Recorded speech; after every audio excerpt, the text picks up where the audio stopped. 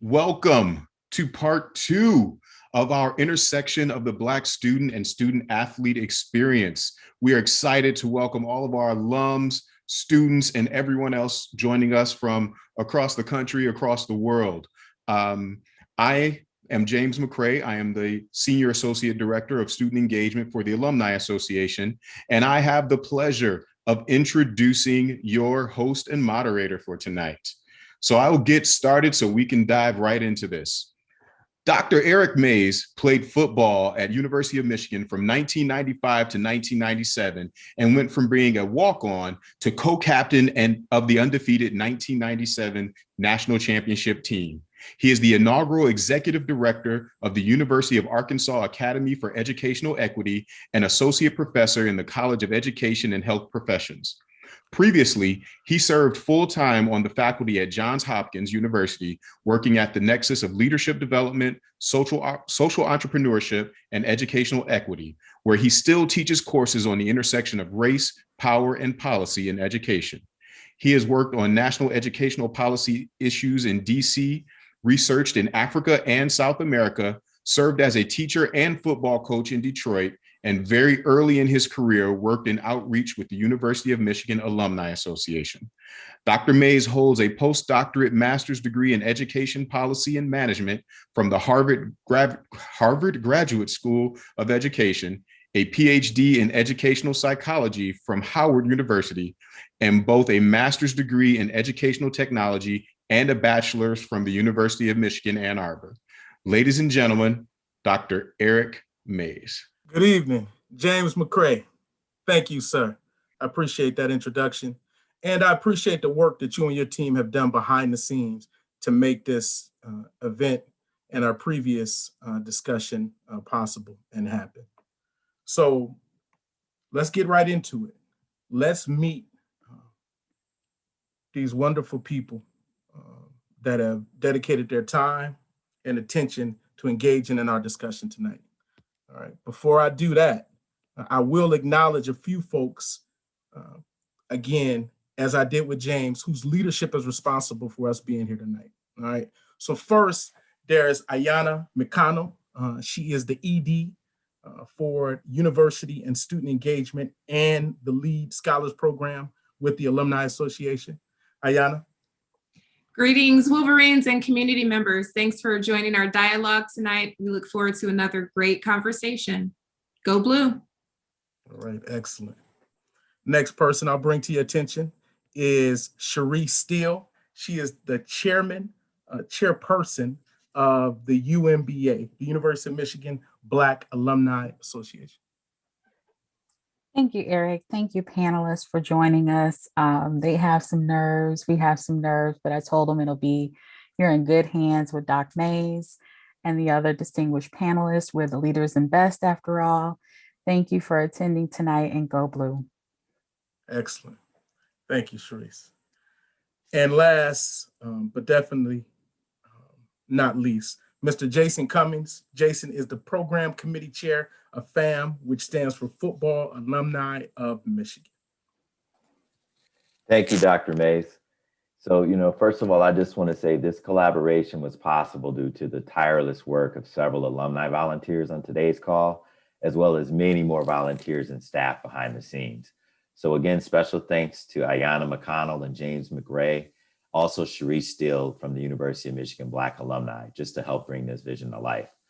So along with those entities, FAM also offers lifelong connections and community, for former Wolverines, both in person, digitally, and locally, and also globally. FAM is comprised of all former players, coaches, staff, and administration. And as a programming chair, it's been an honor to serve our membership by creating a connection to the football program, the athletic department, and the entire Michigan community. And our mission just centers on assisting teammates in need with our teammate assistance program. Also, we're working with Rewind, which is a group that's partially funded with Desmond Howard, and the Michigan Medical Center, but they focus on reducing diabetes symptoms related to weight. And we unify teammates through our regional ambassador program, which is now being piloted in Washington, D.C. And then we do empowerment forums through Fan Matters. So thank you everyone for joining today. And I'm looking forward to the conversation. Excellent. Thank you, Jason. Now let's meet these Michigan alum that are serving on our panel this evening. We'll start with Miss Ashley Jones. Ashley, after winning the state basketball championship at Detroit Martin Luther King Jr. Senior High School, she studied engineering and played basketball on the women's team at the University of Michigan from 2005 to 2010. Ashley went on to compete internationally as a professional athlete for 3 years. After she returned to the States, she started her career as an engineer, and she is currently with Mitsubishi Electric as an application engineer. She continues to impact the basketball community through She Hoops Network, a social media platform that she recently sold, and is launching a new venture, Swish House, later this year in Metro Detroit. All right. Ashley, welcome. How's it going? Thank you for having me. Great to have you here. Our next panelist, Doris Simmons, competed as a heptathlon athlete on the women's track team from 2000 to 04, preferring the hurdles and the javelin. She majored in kinesiology. She joined the Marine Corps Reserves while a junior at Michigan, and since graduating, she has received 2 master's degrees. That's 2. One in organizational leadership and another in educational leadership and supervision. She has been a track and field coach in South Carolina and currently serves as the Dean of Students for the Eagle College Preparatory School in Arizona. Doris, welcome. Thank you. All right. And Mr. Tom Goss. Tom Goss is chairman of Goss LLC, a Detroit-based independent insurance agency that holds notable accounts such as GM, Ford, and DT Energy. Before starting Goss LLC with his brother Greg in 2001, Tom worked in sales at Procter & Gamble as a regional VP, Del Monte Food as executive VP and general manager of Shashco, and as president of PI Purchasing. In 1997, he was recruited by the University of Michigan to serve as athletic director and became the first African-American to hold that office at the university. His tenure as AD at Michigan led to new developments on the UM campus, including adding seating to the big house, going from 101,000 to 110, new scoreboards to the stadium, and national championships in both football and hockey.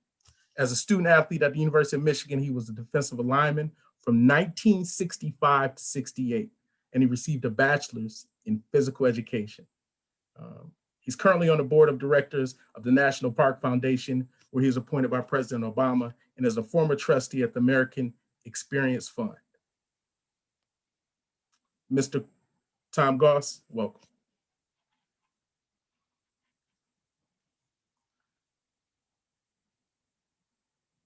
And there we go. Thank you, Dr. Mays. All right. I'm glad to be here. All right, excellent. It's glad to have you. As you can see, we just received word that Jimmy doesn't appear he's going to be able to join us tonight, which will give us an opportunity to go even deeper with our 3 panelists that we do have. And so from football, actually from basketball, track and field, and football, from 1968, I think, to 2010, we have a broad range of experience and wisdom that we can pull from. So I want to jump right into it, and I will start with our senior statesman, Mr. Tom Goss. All right, and so tonight's panel will be a series of questions that I'll ask the panelists, and then we also requested questions from student leaders on campus. And so there'll be a number of questions, and I think most folks will enjoy this. We'll get a chance to hear from current student leaders, and I think we have a recent student alum, former student athlete who's now alum, who will also be providing questions. So I'll start with you, Mr. Goss. I like to begin with the why in our panels. Michigan is a unique place. And we all probably have these unique experiences with Michigan. I think you have a particular experience that I think we would like to hear about. As a young man growing up in Knoxville, Tennessee, all right, in the 1960s, what motivated you to come to the University of Michigan? Well, in 1964, I ended up graduating from high school. University of Tennessee had not integrated. And of course, they wanted to hire me out. I had been all-state a couple of years in a row. And of course, I had a strong father in the household. And he said, absolutely not. He had always followed Michigan football, only because back then you were only on TV once or twice a year. Michigan always found itself on TV. So he said, no, Tom, you should probably go to Michigan. I was thinking Tennessee State, Grambling, all the Black universities where your outstanding star athletes that come from. But he pushed me toward Ann Arbor, and I'm so glad he did. And after he made that decision actually for me, I ended up in Ann Arbor, and it was one of the best decisions I've ever made. So that's interesting. So at the time, University of Tennessee was still segregated. Is that? Yes, and they wanted me to be their first Black athlete. My family had integrated the school system in Knoxville. We didn't want to go through that all over again. We integrated, it was Goss versus the Board of Education. And that followed the Brown versus Board of Education, which I'm sure you're aware of. Brown for sure. Yep. And my sister and I integrated the school system in Knoxville. The coaches then became interested and basically said, you know, we would hide you out over in Middle Tennessee State. You know where that is. Mm-hmm. They were integrated of all things. And then the next year you could come and play in the Southeastern Conference. That's interesting. So, of course, you chose Ann Arbor. Your father chose Ann Arbor. And my father chose Ann Arbor. That's right. And as a wise son, you found yourself enrolled at the University of Michigan. What was it like on campus? When did you arrive? Did you arrive 65? Was it the fall of 64? Fall of 64, and I was redshirted 1 year. I got injured 1 year, so I had 3 years I could start. Freshmen didn't play back in those days. And but when I arrived on campus, think about this. There were probably only 200 Black students, graduate and undergrad. So what that meant is you had to create a social life. You found yourself as a freshman trying to date a senior in college. Now, you know, that sounds a little awkward, but that's the way it was. Or either you would go down to Eastern Michigan or up to Michigan State, where they had plenty of other Black students. But Michigan didn't have very many. And so you knew everybody on campus, and you look forward to seeing them as you walked across campus. Yeah. So there are two questions that come out of that. One, I think about Vernon Jordan in his book, Vernon Can Read. He talked about going to undergrad in Greencastle, Indiana. And he said that at the time, there were only 2 Black students that he recalls on campus. It was him and another woman. And so he said it was eventually he knew that they would date because that's, you know, they had to somehow create a community. And so what was that culture shock, if it was one? I know you integrated not in Knoxville. What was that culture shock? And how did you all build community as Black students back then? Well, there were 2 Black fraternities and 2 Black sororities, the Delta Sigma Thetas and the AKAs. There was the Kappa Alpha Psi and the Alpha Phi Alpha. the Kappas had a Kappa house. And most of the parties were at the Kappa house. I ended up becoming a Kappa. And of course, my wife ended up, now my wife, I selected her. She was a Delta. And that became the community because you knew just about every Black student on campus. It was not until the year after my first year that several, probably 100 Black students came through the Opportunity Award from Detroit, from different high schools. Then it was like we struck gold. It was, and my wife was in that class as well. And, but we didn't have as many Black students. There was only 3 scholarship Black football players on the team. Really? My year, and the year before me, it was 3. The year before that, it was 3 at Michigan. Following that year, the first year, Bump Elliott's last year, he recruited probably 11 student athletes. And Ron Johnson, former first Black captain, he's deceased. He was in my class. And we just didn't have that many Black athletes. So we had to become family. We had to know each other. We had to depend on each other. And it was, just a great thing.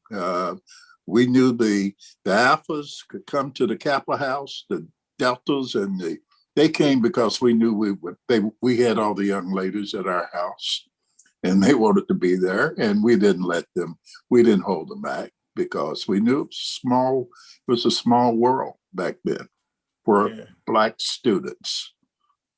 Not just the athletes, the students, the rest of the students as well. So did you find a sense of community across? So athletics couldn't have been the most salient point for you all as far as connecting. Was it being Black in Ann Arbor at the University of Michigan in 1964? Was that the most salient aspect? Yes, and so you would meet others, and it wasn't a lot of Black professors, so you reached out to find the community, and the community was actually anybody you saw that day. You spoke to them, find out where they lived, and you try to make sure they were included in your circle because it wasn't too many. Got it. So Tom, and one of my questions is about how important administrators and I'm assuming if you only had 3 Black players, you probably didn't have any Black coaches, but I wonder if there were support staff. There very well could have been. But I remember when I was at the University of Michigan, there was a Black man that was the athletic director in Mr. Goss. There was also a Black man that was the faculty representative to the Big Ten, which was Dr. Percy Bates. There was also a Black man that was I'm not sure what they call it now, but at the time he was the director of undergraduate admissions in Ted Spencer. And there was also a Black man that was the assistant dean in the College of Education, Dr. Henry Mears. And I bring up those names because they were all instrumental in pointing me in a direction to help me post football life. And so were you able to find that on campus when you were there? And if not, what did you do to find it was really actually special. We had support from the athletic administrators. There was a man to this day, I remember him. He's deceased. He's a 3-time All-American, Benny Easterbond. He worked for Don Canham. And Don Canham had a broad sensitivity. He had recruited more Black track athletes than anyone else in the country. And so he was sensitive before his time. When it came time for me to graduate, Benny Easterbond picked up the phone and called 6 corporations. I had 6 job offers after my 6 interviews. That's one of the reasons I built this incredible love for Michigan, was the support that they gave. And one of the things that I thought about when I became athletic director was more students need that. So we created what we called the STARS program. You might remember that, Eric. It was your last year. Maybe it was your last year. I had Ward Emanuel, who's the current AD, who I made an associate AD. And I knew we needed to be intentional. We need to be intentional about people that were on the team, people that you would interface with, people that the other students would interface with. So when we created the STARS program, we brought in we had 800 athletes, 200 athletes, excuse me, and maybe at least 100 companies that you could go around and interview with. And no matter if you were graduating, it could be for internships, it could be different career models, because I knew that was similar support that I got. And one of the good things that Benny Easterbond did was introduce me to an executive at Chrysler Corporation. His name was Lowell Perry. He was an All-American receiver. He was a Black executive at Chrysler. And he gave me a good message. He said, Tom, you'll probably get offered a lot of money. Pass on the money and take the training, which I ended up doing. I took the lowest paying job, which was Procter & Gamble, but they gave me the most training to do just about anything I wanted to do. Excellent. All right, Mr. Goss, that takes us to a question. And we're gonna hear from, I think it's Natasha Moody. My name is Natasha Moody. I was a member of the women's swimming and diving team, the 2011 graduating class. My experiences at Michigan as a Black Jamaican female athlete from a low-income background, competing in a predominantly white sport at an elite university, is what solidified my decision to commit my life to working in social justice and public service. My question for the panelists is, in what ways has your Michigan degree and your connection to the University of Michigan given you access to rooms and spaces that you otherwise would not have had access to? And how do you use your access to these spaces to open doors for other Black folks and marginalized folks? Thank you for the question. One of the things, the space you were in, I ended up being Procter & Gamble's first manager in the nation. My goal was then to bring other Blacks along behind me. After leaving Procter & Gamble and going to RJR, I found that I was one of the first to be over there. I hired Blacks along the way. And when I came into Michigan,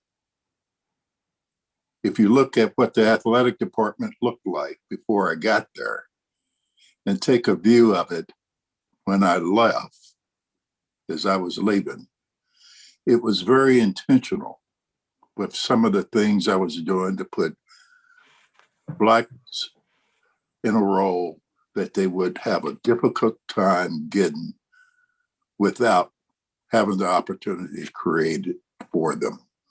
So I have seen that as a need and a must, even on the National Parks Foundation that President Obama put me on, and then the outgoing president reappointed me. I'm in my second 6-year term. I have brought on that board other African Americans. I was the only African American on it. It's only been the only one. So I try to surround myself with other African Americans that can take it to the next level. Excellent. Excellent. Thank you, Mr. Goss. And I appreciate both Ashley and Doris, Ms. Jones and Ms. Simmons, for being patient while we soak up some of the wisdom that Mr. Goss is sharing. But I want to pull you ladies into the conversation. And so, Ashley, I will start with you. You were at King, won a state championship, and decided, which to me suggests that there were multiple offers on the table, but you decided to come from Mount Elliott and Jefferson up to State Street in Ann Arbor. What was the motivation? So for me, I grew up where it wasn't if I was going to college, it was where. So you kind of already highlighted, I was top 25 in my class coming out. So I knew that I was going to a college, and I had the guidance from my parents.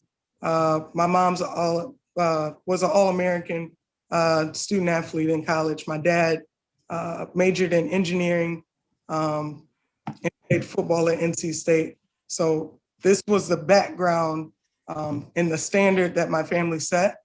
So I kind of already knew the game.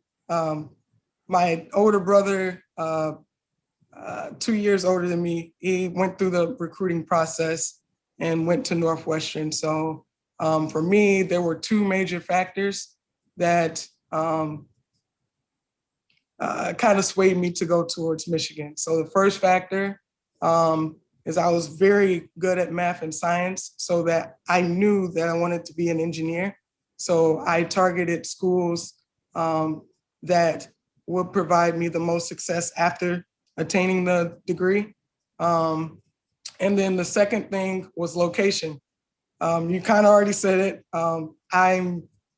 I live in Detroit now, but I'm 35 minutes from Ann Arbor. So I have younger siblings. At the time, I had a sister in high school and two siblings coming up. So I wanted to see them grow up. With my older brother at Northwestern, I already saw, and that's, a 5-hour difference. We didn't see him. He went to college and that was it. So Michigan for me was that opportunity for me to continue to set the standard for my younger siblings, for them to come see me play, and for me to gain that engineering degree that I wanted. Okay, so you come to Ann Arbor, it's close to home. There'd already been this example set in your home. You know, All-Americans was nothing new to you and your family. Correct. But King student population was drastically different from the University of Michigan. So what was it like in terms of, was there a cultural mismatch, or was there a cultural adjustment you had to make coming from a predominantly Black student body to a predominantly white student body?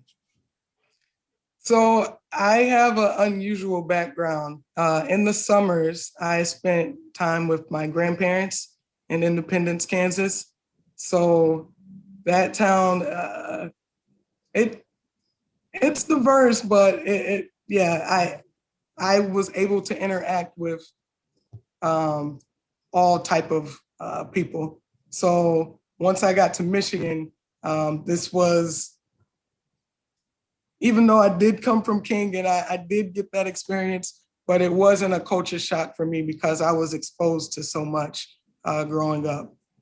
So I appreciate my parents and my grandparents for exposing me to a lot of different things so that I didn't have to adjust to a predominantly white university or anything like that. So okay, so those times in Kansas turned out to be beneficial later when you didn't want to necessarily be there, I guess. Exactly. I would assume as a child you would kind of balk at that a little bit.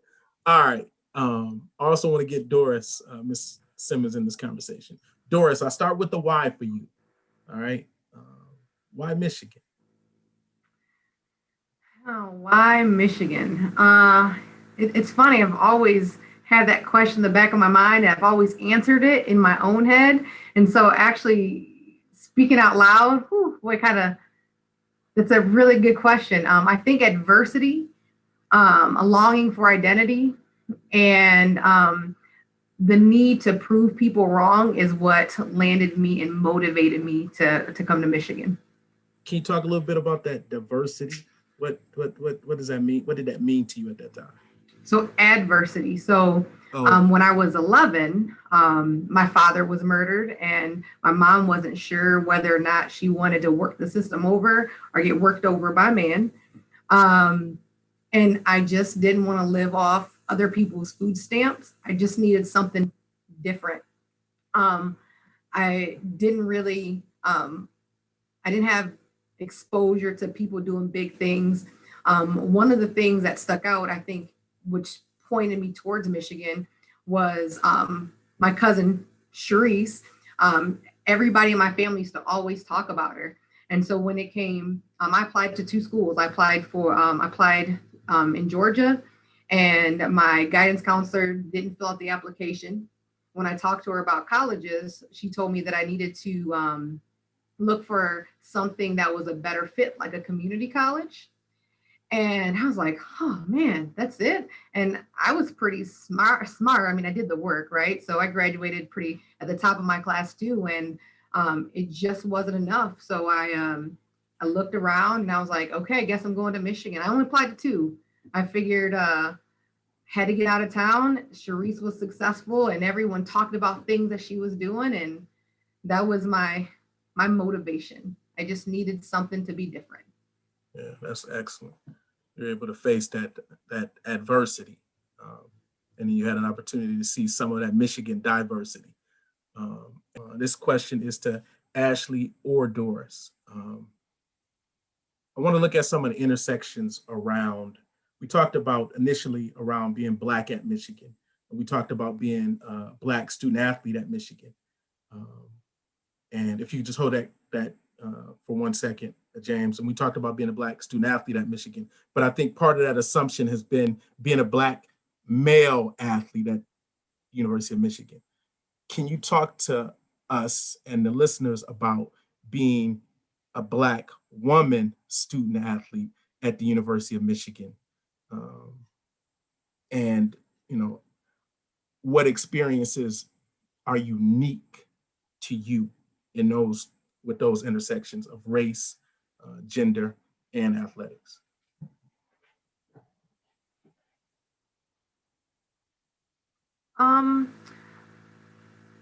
So I definitely think it sounds like me and Ashley's experiences are a little different. I think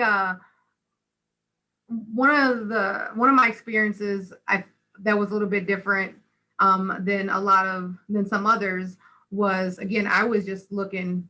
I needed a way out, so I was looking to belong to something. So when I came to Michigan, my initial experience, I came through Bridge, and it was probably one of the greatest experiences that I came through. So when I came through Bridge, and I was a walk-on, so 2 slightly different things. So I wasn't a member of the team prior to me getting on campus. So when I came through Bridge, I had the experience of meeting some really great people. James, which I got to see again coming through this, and Sneak, and they were just really good people and inviting. So they were my first introduction of a family. And they tend to be predominantly males. So that was my first experience at Michigan outside of coming and hanging out with Sharice a couple of times. So that was my first experience. And to be honest, I was a little overwhelmed when I came to do visits, and there were so many Black people in one place. That was new to me. Not that there wasn't diversity where we grew up, but it was just nice to see so many people of color that spoke to each other, right? I think that was probably my first lesson when I went to go visit my cousin was, you got to speak to everybody, right? So, your head nod, hey, what's up? And so that was my introduction. So my initial experience at Michigan was unforgettable. So just the people that really, they didn't know it at the time, but to live such a struggle and then just be welcomed by people that look like me and not even know it. So I think that was my introduction. at Michigan, and probably some of the better experiences that I will never forget. So that was my introduction. So Ashley, I'll let you go ahead and hop in. Ashley, before you go, just Doris, I want to pull a little more out for those listeners who have no idea what Bridge is. So Bridge was your introduction. Talk to us a little bit about Bridge, because it's similar. It sounds similar to one of those to when Mr. Goss was talking about the STARS program, but in one of those support type programs. So can you tell us a little bit about that? Yeah. So I the school that I graduated from was pretty small, and most people have never heard of it. Population 12, and they when I applied to Michigan, they wanted me to just take some additional classes, get acclimated to the school, make it a smaller community, like a subculture, to be set up for better success. And it was amazing. It absolutely did what it was supposed to. And I would recommend it, not like you really get a choice to sign up for Bridge, but I would recommend it to anybody. It set the stage for lots of memorable experiences. All right, excellent. Thank you. Ashley. So just to piggyback on Doris, I came through Bridge as well. But I had a different mentality, only because I was the top of my class. I did well on the ACT. So I was a little bit cocky academically coming in. And then I got to Michigan, and I immediately, after my first exam, it humbled me pretty quick. So what I took from that experience is coming from Detroit Public Schools, and I talked to, so King is a part of the Big Three in Detroit.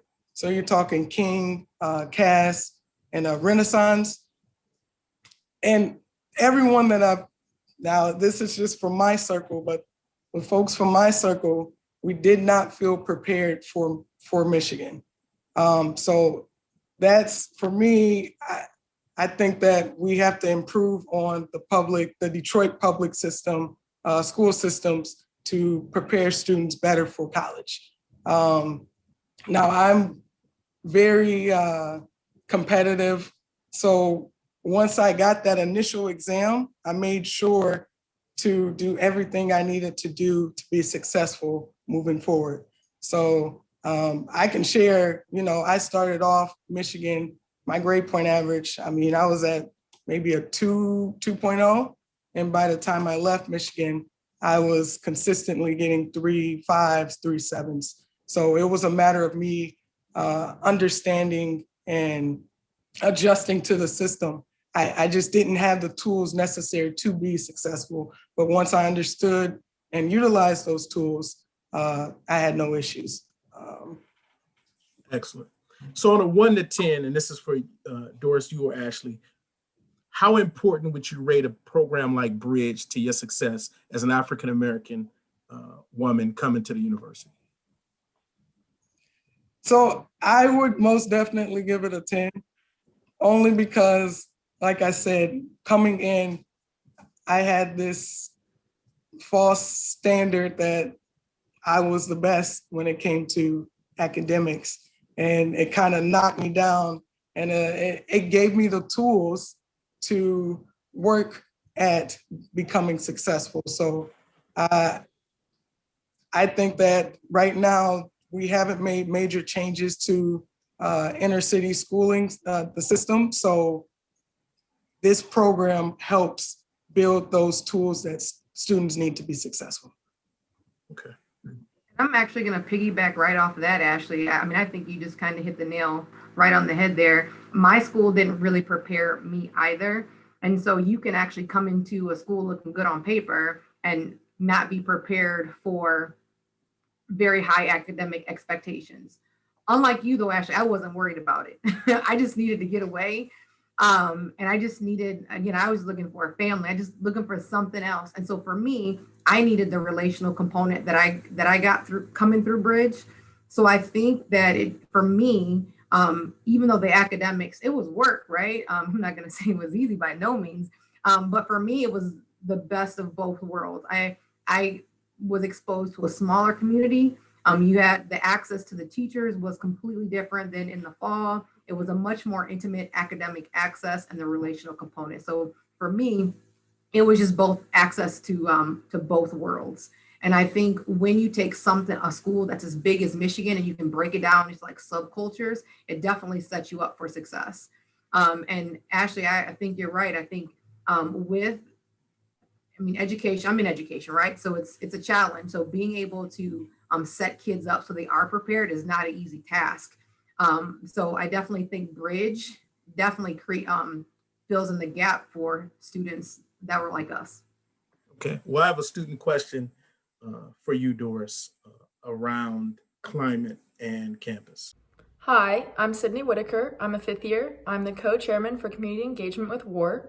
Ashley, during your time at Michigan, what was the racial climate like, and what was your experience as a Black female athlete at a Power 5 institution? Okay, that question is for Ashley, but I think what's important is to tell folks what WAR is. And WAR is a student athlete organization, and it is Wolverines Against Racism.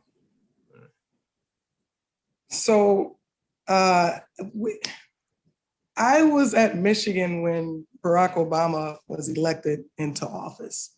So the culture around my time at Michigan was, I can't really compare it to what students are dealing with now. I think during my time, there was more a sense of hope, a sense of healing from some of the wounds that we had from our past. But I think with the change of leadership, we're seeing that we have a lot of items and issues we need to address as a country. So I think what student athletes are going through now, like I'm first generation Facebook, right? Like I'm on, Facebook started while I was at Michigan, where you could only get on Facebook if you had a college email address. So I think that the platform that student athletes have now to speak out about social and racial issues is something that I can't really speak on because we didn't have the issues that they're dealing with today.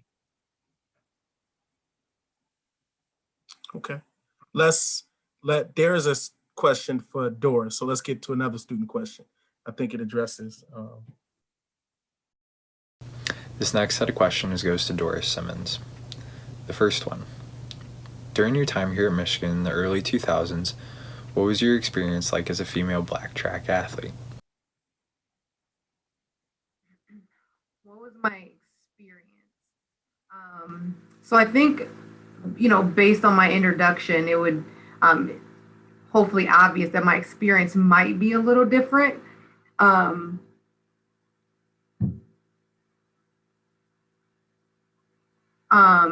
I think, I don't know. Whew. That's what that exhale, I think that's what we want you to put into words for us, Doris. Oh, I know. So you have to realize that some of these it's been a long time, and some of these conversations you just kind of have in your head, right? So, just to kind of throw it out there, it's like real. So again, my experience was a little different. My relationships looked a little different, being a walk-on. When I first got there, again, I went through Bridge and it was amazing. And then I walked on to a whole bunch of girls who had, bios like Ashley, right? Phenomenal athletes on paper, well documented. And, here I am, little school, broke all these records at my school. And I'm like, yeah, I'm going to walk on and compete with you guys. And so they treat you different, right? So the upperclassmen, they were bullies. And so that was a challenge. I've that was probably the biggest challenge for me, is having to deal with that. However, as a freshman though, from Bridge, there were some girls who were cool, right? Like it was nice. We still got hazed. That's when you could do it, right? Hazing was still okay. And so those were the relationships that I had a heart that I think in hindsight, I wish I would have focused more on, as opposed to the negative relationships at the time. However, fast forward, well, actually, let me back up. So my experience with the upperclassmen when I first walked on, it hurt me. And so I struggled with just being treated like I didn't belong, or that was probably the biggest challenge for me. So, I think running was kind of epic for me, and I just kind of ran away. That's why I enlisted, and it kind of was, kind of changed my life. So I enlisted, and we ended up getting deployed. So I had a whole year to kind of get my life together. And though some of my athletes that I came in my freshman class, they kind of rallied around me. We weren't freshmen then, but they rallied around me. And so the coaches got my team. We got my year back of eligibility. And it was like a family. For a while, I was like the step kid, and then enlisting and coming back and being rallied around. That is what really kind of, I think, really projected me into education and sports, and being able to give back to people who look like me. I think the question Mr. Goss got earlier, what have you done to give back? And so I think a lot of the adversity that I've experienced through my life has set me up to give back to people who are disadvantaged. I was able to take my coaching experiences from Michigan afterwards and give scholarships away to kids, recruit them and give them money to come to school, because they wouldn't have got it otherwise. So being put in a position to intentionally look for kids that were like me and needed someone who believed in them, and a family, it kind of created that opportunity for me. So I was able to take a lot of the adversity and kind of change situations for other students. So my experiences wouldn't change them because I've been able to use them for other students. All right, excellent. So I'm going to open up this next question. Thank you, Doris, for unpacking, as they say, some of that stuff you probably hadn't talked about in a while. But again, it sounds like there's a common theme I'm hearing from you, and it is facing and dealing with adversity. I'm gonna open this up to the entire panel, and I think I'm gonna bring in somebody else to do some of Mr. Jason Cummins. I'm gonna bring him back and allow him to ask some of these questions, and then hopefully I'll participate on the panel since we had a last minute cancellation. But let's go to a student question before we make that pivot. And this is to the entire panel. And Mr. Goss talked about this a little bit, but feel free to jump in. So this is our next student question. Hi, my name is Marcus Torre. I'm a junior here at the University of Michigan studying industrial and operations engineering.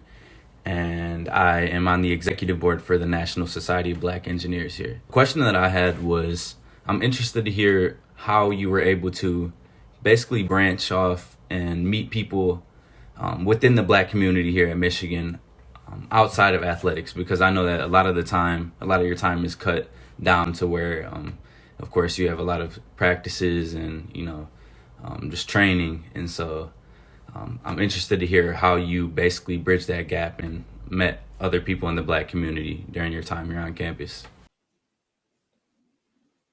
That was a great question by Marcus. Does anyone want to address that? So I was a member of NSBE as well. NSBE, he hit that's basically it, because my schedule, I basically went from 6 a.m. to 9 p.m. Monday through Friday. And then that NSBE meeting, on Friday evenings, like I had it circled on my calendar. So NSBE was like my outlet, my opportunity to reach out to people who look like me, who might have took a class, maybe a semester for me, so I can kind of get some insights on how to handle or navigate the course. NSBE was my go-to spot to kind of get away from teammates, get away from class and study hall. And so yeah, NSBE was my thing. So. And I'll answer that question, Jason and Mr. Toure. Hopefully you're listening to this live. But Toure, I came to the University of Michigan as a walk-on, so I wasn't, I wasn't somebody who was kind of sequestered. I came in and moved into, it was Mojo. I caught the bus from, born in Benton Harbor, grew up in Kalamazoo, went to Portage Northern. I caught the Greyhound to school, got off the bus with a trunk in one hand and a basket of clothes in the other. I had on a white t-shirt and some Dickies. And I walked from the Michigan bus station right on Main Street. I think a lot of people know where that is, down across the field, up the hill, and to Mojo. And there were a number of Black students who were there for check-in, who helped me find my room and all of that kind of stuff. And I later found out I was so in sweat when I got to the front desk, and I had these braids at the time. We called them old dog braids that came down, and a gold chain with a big Scorpio on it. And when I got there, they were nice, pleasant, walked me up to my room. And they later said, they later said, like, man, they're just letting anybody in here now. But, I found Black students, wherever they were Black students, I found them because that was who I was. And so when I went into the cafeteria, that's who I went and sat with. All right. When I found out there was a party, that's the parties I went to. And so I found community by going to be a part of community, which just to me just made sense. You want a friend, you make a friend. You know what I'm saying? How do you make a friend? You be a friend. And so that was my way of connecting Toure to Black students on campus. You know what? I think mine was a little similar too. So I had to work, right? So I had to go to work, practice. So my exposure to other people, there was always people around me as well. So I wasn't all just stuck on campus, and I was in Markley my first year. And so even coming through Bridge, just meeting, having friends that were like all over the place. So not all of my friends were on South Campus, what's it called, where all the athletes stayed. Yes, they weren't all there. So the quads. There you go, right? I was far away. And so for me, I wasn't stuck. So that wasn't my experience. And I've never met anybody I couldn't talk to or short of words, really. So I think mine was kind of similar. Yeah. What about you, Mr. Goss? Some things doesn't change. It was similar. It was always a pleasure, though, when we were there to see another Black face. And so you see that Black face, you want to motivate them to make sure you see them again, male, female, didn't matter. And so it was a different time, but similar experiences. Thank you, Mr. Goss. And you kind of touched on that a little bit earlier. You talked about that there are just a few organizations when you came there and you made community in that way. We do want to circle back, to a question that we had. It was from a student by the name of Josh Nichols. And this, Mr. Goss, goes back to your experience being an athletic director at Michigan. That's a major thing that you did, a major accomplishment. Hi, my name is Josh Nichols. I'm a graduate student in the Ross School of Business, and I'm the Vice President of Wolverines Against Racism, or WAR. My questions today are going to be for former Athletic Director Tom Goss. Question for you today is if you could share your perspective on being the first Black Athletic Director at the University of Michigan. Well, it was different because it was a situation, it was only 4 other Black athletic directors in the country. And I happened to be at the largest university of all, the largest sports program. Michigan's sports program was the largest. So you had to be on Front Street. At least I felt I needed to be on Front Street all the time. And you got different type questions from the press. I felt the need to surround myself with more African Americans in that department that I could trust and count on. And that's how people like Jamie Morris was brought into the department years ago, Ward Manuel and others. And it became a situation that when something happened, it appeared you had a different responsibility. I felt I had a responsibility not only for Michigan, but a responsibility for Black people in general. And some of the interviews would kind of go that direction. And if you don't mind, I'll tell one little story here. Sure. I had probably one of the most interesting experiences, and I wished I had a psychology degree, a social work degree, you name it, with the experience I had. I lost an athlete. I had a kid to die while training, trying to drop weight for wrestling. And during that period, that became just an interesting thing. And it really put the whole world of Michigan on my mind because 3 months, 90 days earlier, 3 other kids had died from wrestling, losing weight. And nobody knew about that. So Michigan gave me a platform. We were number 2 in the nation in wrestling. They used to weigh in for the sport 24 hours before their meet, 72 hours before their meet. They would lose this weight. And I had a wrestler that weighed 172. He had to drop to 146 to wrestle. And he was in his sweatsuit in the sauna, losing weight, and died. I was in New York. I got a call that said, we've lost a wrestler. Came back. There was no manual on how do you handle a death. What do you say to the parents? They sent their kids to Michigan to protect them. And that was the most interesting experience of all. And one thing came out of that I learned until this day. Treat people the way you would want to be treated. Because when the family came and we had to take the family to the morgue and show them their son, all I could think about, and it was a family that didn't have very many resources.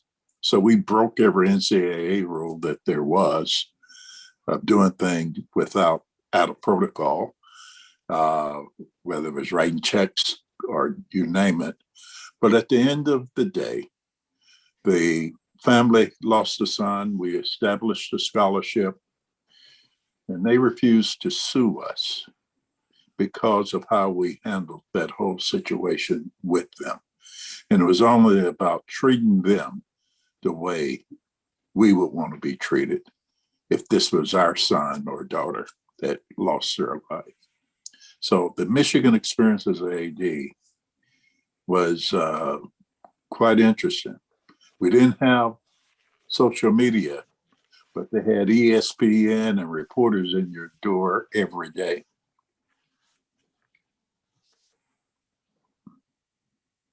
You're muted, Jason. That's great, Mr. Goss, sharing that story. Sometimes there isn't a playbook for everything that you do as an athletic director. And one question, that I did have, you experienced Michigan as a student athlete, you experienced Michigan as an administrator.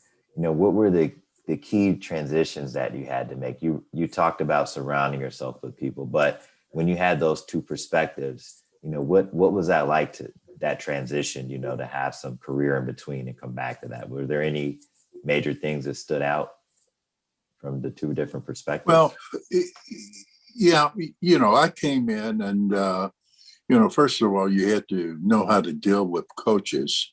And so I viewed coaches as I would view one of my executive managers in one of my companies that I have run. And the only difference is their egos are bigger, and you have to know how to manage egos. And but the experience was interesting. Being a student athlete, all I could think about was what kind of changes did we really need to make? And there were still changes that needed to be made.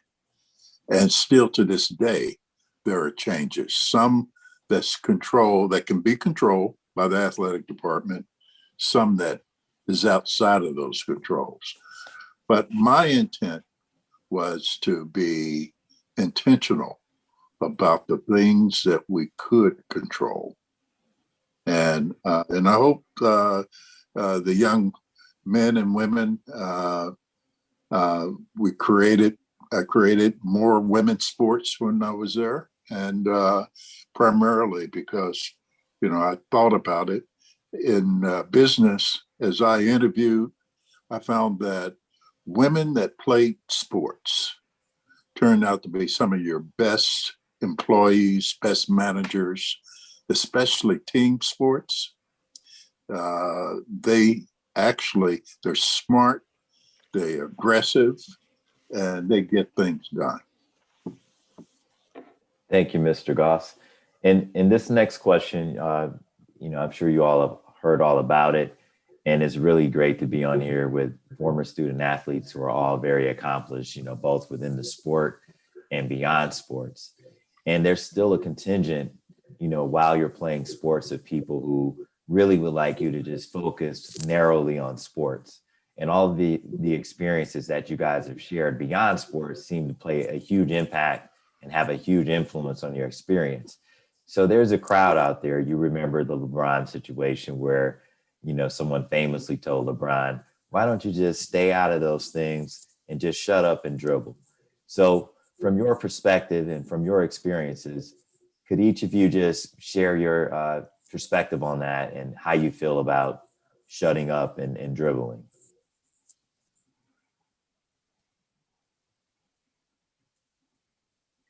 Okay, I'll hop in. So I was the captain of the women's basketball team for 2 years, and there were different things that we promoted with the women's basketball team that wasn't something that I was deeply connected to. So I'm okay with promoting the things that you want to promote, but when there's something that I'm connected to, for instance, like a Black Lives Matter, then there shouldn't be now this double standard where you tell me, oh no, we don't want to do that. It's like, well, you have to kind of make a decision. Do you want to utilize the student athlete's brand or you don't? So for me, I know my little sister, she's currently playing D1 ball right now. And she had a situation where last year, actually, her coaching staff wanted her to write just on anyone for Black History Month. And my sister took this seriously. She wrote up a nice script, and the coaches said, "Oh, we can't publish this. This might hurt people's feelings." And for me, once again, you can't allow. You have to allow your student athletes to utilize and use their voice. So if there's something that's important to them, I think we should allow student athletes to speak up on it. But once again, I laugh at the situation because they push LeBron to promote like vaccinations, but as soon as LeBron wants to promote Black Lives Matter, oh, we don't need you to talk on that. So just make a decision. I don't like the double standard. So. You want to add anything, Doris? Oh yeah. Ashley, I think you have some really good perspectives.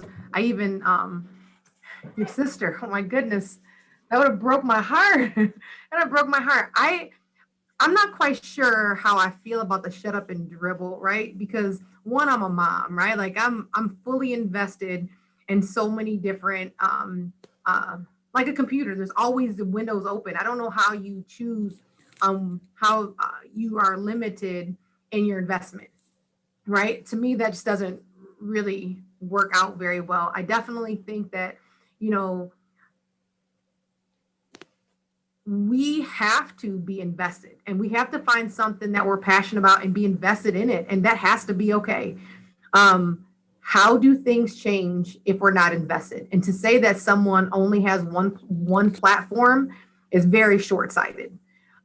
So again, I'm not quite sure what the shut up and dribble means because that I can't wrap that around. It doesn't make any logical sense to me. As a mom, as an educator, you know, as an athlete, I am invested in each one of those and each one of those overlap. I'll even say again, fighting for my country. For me, I believe you should stand up for the national anthem, but I also, my advocate is to the country that I fought for, but I can clearly see a separation between Black Lives Matters movement and, you know, something else. So I think you have to have something and you have to be okay with standing up for it. When you take an athlete and you limit them to just what you see when they're out there on their field or their court or I just think that's very narrow-minded. And shut up and doing anything doesn't work for me personally. Yeah. So when I think about the idea of shut up and dribble, it often, or that whole concept, it often only applies to Black athletes or student athletes. The idea is that they are simply supposed to be apolitical and one-dimensional, and that the minute that they decide to advocate for themselves, their family, or their community, what's in their best interest, there is a problem. And so to me, it's not just the movement, but it's what's the point of the movement to have them shut up and dribble. And I think it is because athletes have such an audience, because they are able to have influence.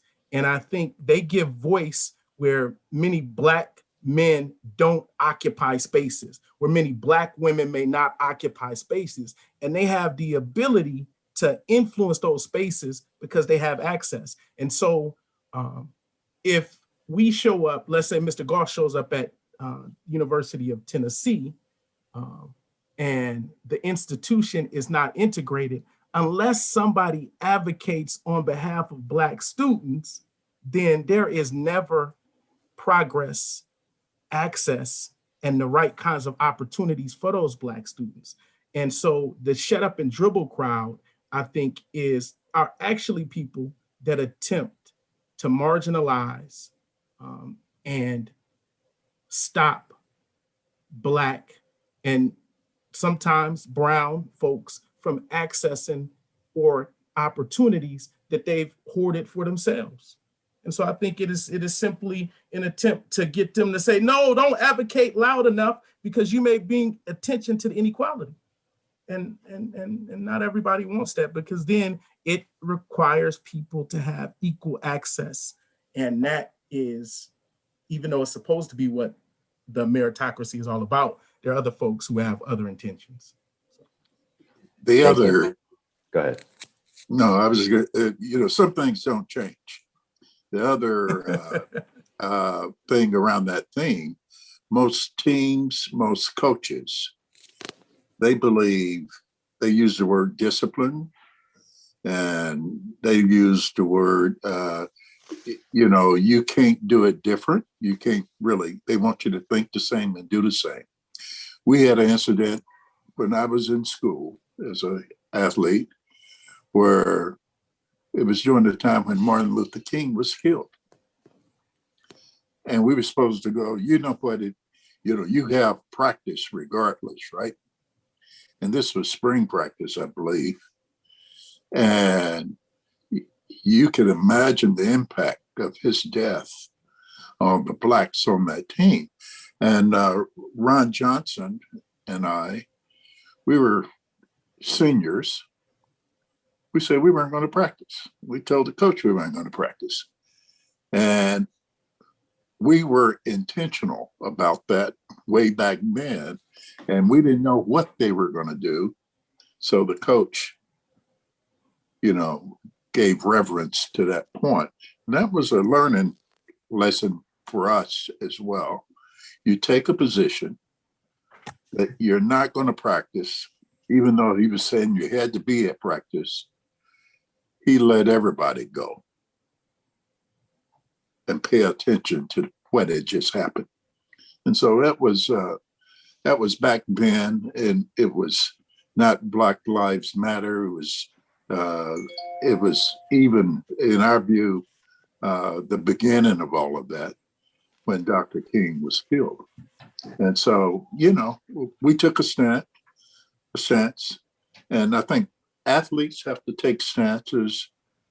I think they have to be encouraged to take positions, because at the end of the day, they have become better thinkers as they grow, and they'll do it. And you have to do it when you get in your careers as well, whether you're an educator or in business or whatever you're doing.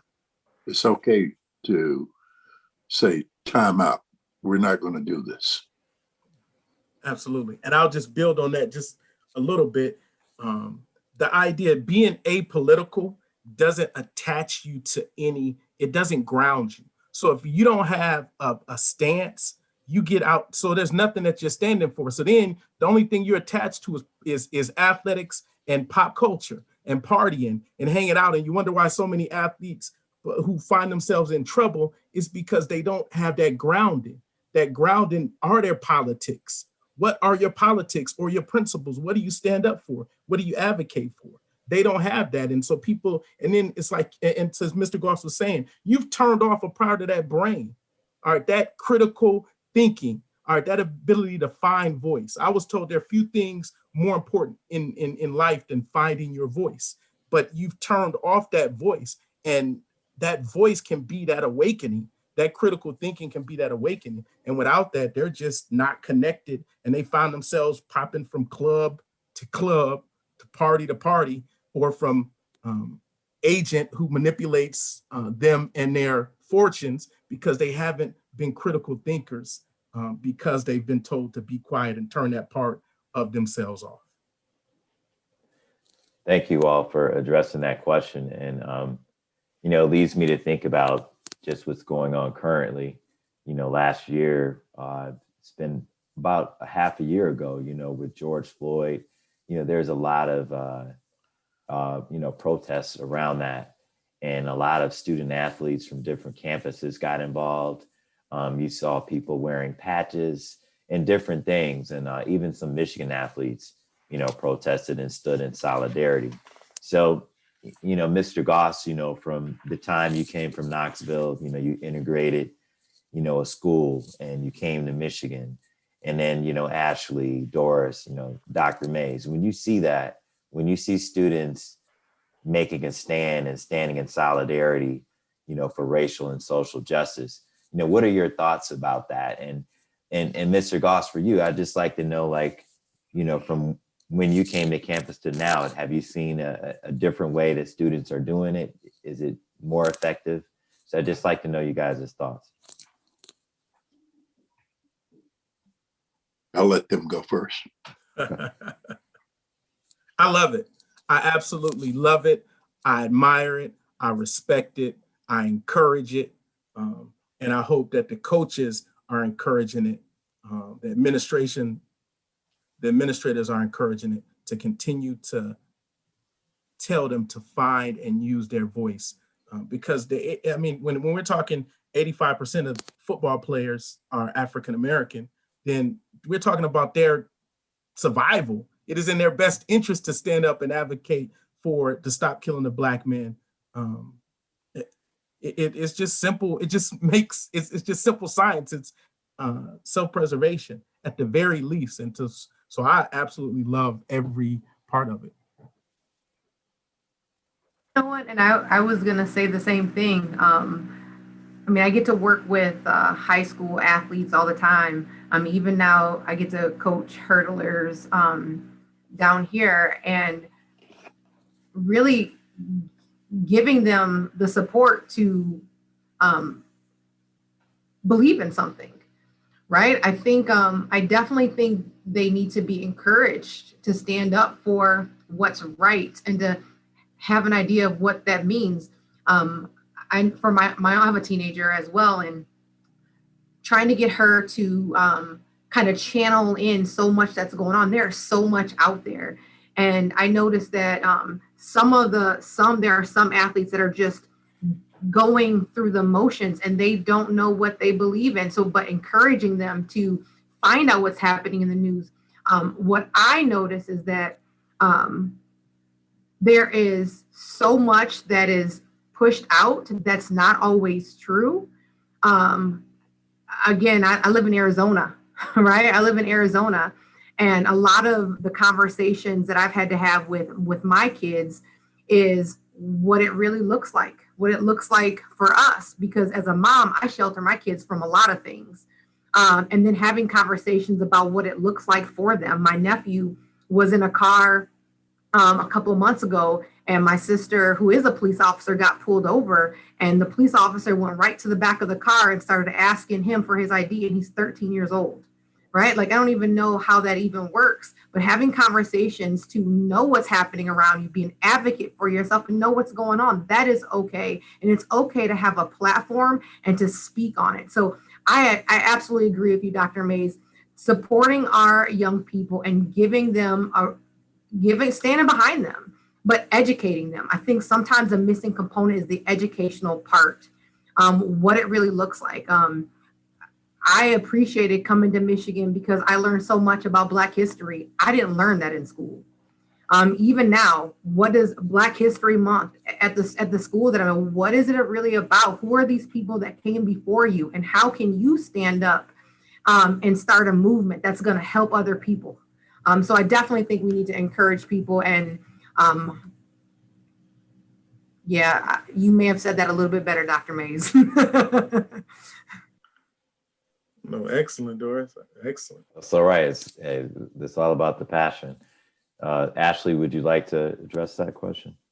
I'll just quickly, I'm a season ticket holder for the women's basketball team. And what I'm most impressed about is our top player, Naz Hillman, is also the biggest advocate for racial issues.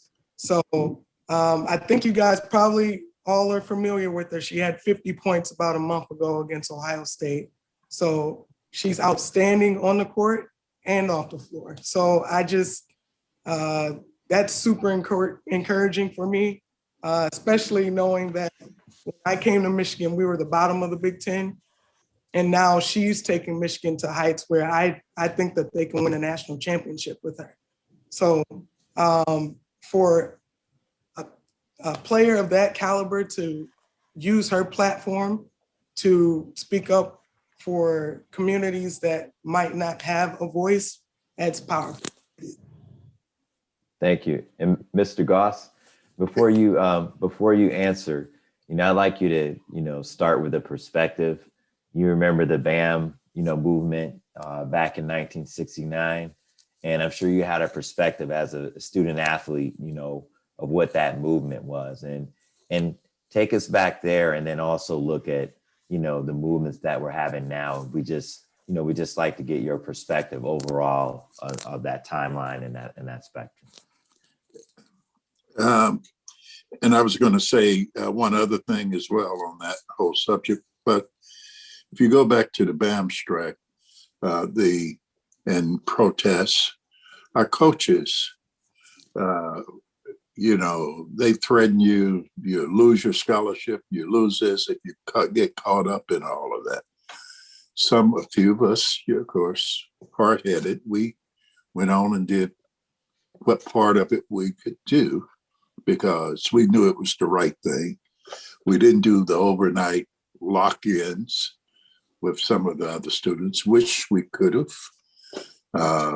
But that's one of the disciplines, I think, even today, what students have. They have social media. We didn't have social media. They could talk to each other, even on other campuses. They could get other perspectives. We would have to slip into Detroit to hear Rap Brown. I'm sure you guys have read about Rap Brown or Stokely Carmichael. We would have to slip in to listen to some of those conversations. I think one of the things that need to happen going forward, even especially after this year, it's been so intensified, and it happens to not just a 13-year-old if he's in a car. They'll ask for your driver's license. I think I was glad to hear our president say he needed to put more money into the police, but it's training. They need to be trained better. They need to be sensitized. I think our coaches need some training, sensitivity training when it comes to the social ills that we face today. That's one of the things I miss. I would probably be driving something along those areas, and I'm sure they do it some places. And I haven't checked with Ward to see what he's doing with the coaches there. But I know the coaches believe they can coach you when they think they can control you. But it is a different young man and young woman coming to the university today. And I just think it's a different type training that they need to have. And I think with that training, you can have the discipline that they look for. You can have the teamwork you look for. But know that that young man or that young woman, they're living in a different society today. And that if that football player get arrested, he's all over the news, TV, and you name it. And I had a few to get arrested when I was AD. A few that they wanted to have kicked out of school. And I refused to do that because I knew it was more than just that one or incident that had happened. I think there's a role for psychologists and social work type people to get involved with people in sports to talk about athletes and the evolution of how they need to have a total world like an average student. You don't get that if you're in a major program. So, there's all type of training that still needs to be made and had. That's excellent. That's excellent, Mr. Goss. Don't leave us though, Jason. Still stay on the screen with us. Sure. I appreciate you coming in and helping us balance out the panel. So I want to give folks an opportunity as we approach time for us to close out. to speak to your 18-year-old self, or to those 18-year-old, 19-year-old, 20-year-olds that are listening right now. What advice would you give yourself, or do you give them before we close out? So this is kind of, each one of you can have your kind of last words to our listeners.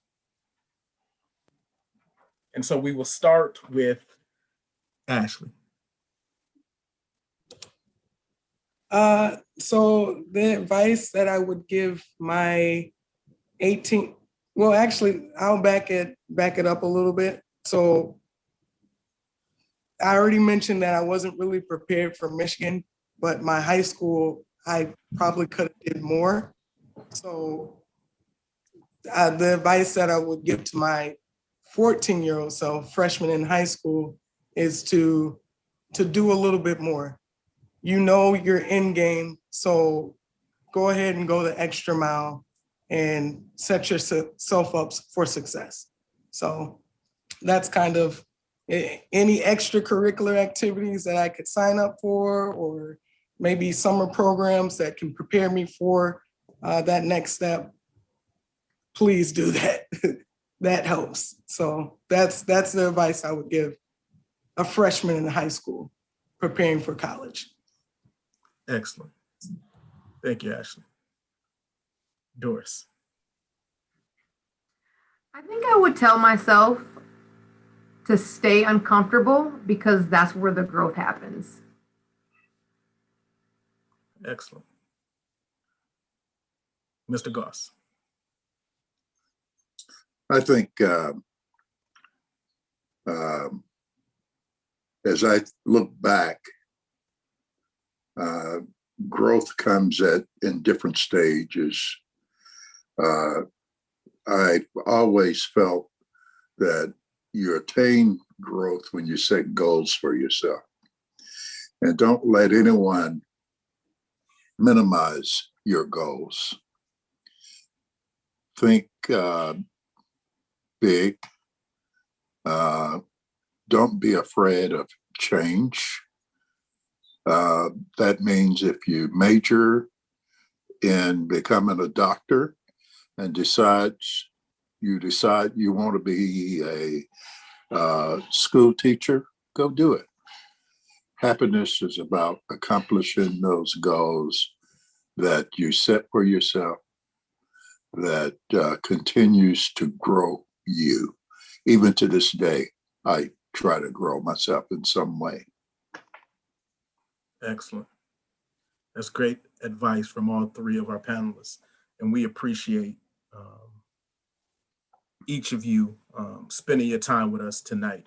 We appreciate the Alumni Association. We appreciate the Black Alumni Association. We appreciate the Football Alumni of Michigan, of working across, or refusing to work in silos to bring these conversations to the forefront. It has been wonderful to participate in these. As a Michigan alum, a two-time Michigan alum,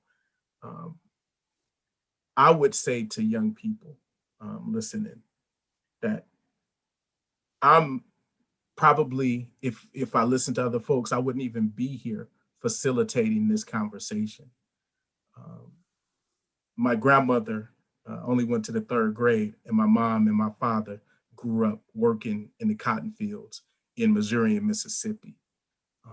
And the small town that I was born in the hospital no longer exists in Benton Harbor, with median incomes that I won't even discuss on this Zoom call. So to the young people who would walk on and be captain of this team at this great university, I say to you, refuse the boxes, refuse the limitations, swing for the fences.